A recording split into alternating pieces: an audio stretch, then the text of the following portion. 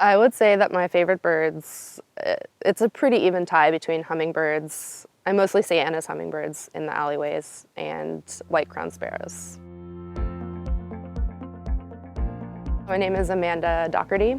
My major is biology, natural sciences, and environmental policy and decision making. I am researching avian diversity and density across different neighborhoods of Tacoma. I was curious about how the urban heat island effect would influence bird movement, bird diversity, and density.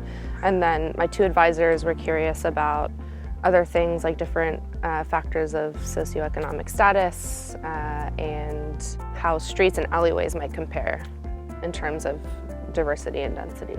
I walk 2 blocks of alleyway and then I do 2 blocks of the street. At first I'm just looking for birds, listening for them, looking for my app's approval of what they might be. I've noticed how people keep their yards and the type of alleyways, the type of trees seem to really make a difference. The unpaved alleyways, I definitely see a lot more birds, and areas with a lot more green space tend to have a lot more birds as well.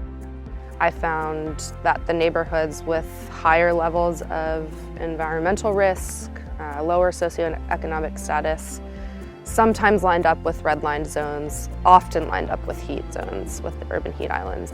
What I'm realizing is it's all connected. The areas that are super wild and have a lot of trees, a decent amount of green space, I see a lot more birds so far.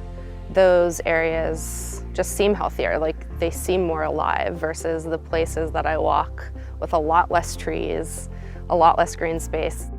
I've always been interested in birds. I've never thought of myself as a bird watcher, but what I'm realizing is I'm really interested in human effect on the urban environment. And so that's what attracts me to bird watching in a sense, is because, you know, birds can tell us a lot as I'm learning about our environment and the health of it, and that's really interesting to me.